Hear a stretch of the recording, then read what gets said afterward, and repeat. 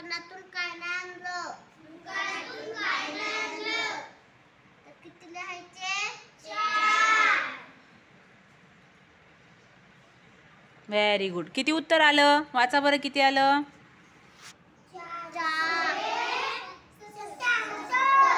Very good. पुन्हा एकदा सांगा.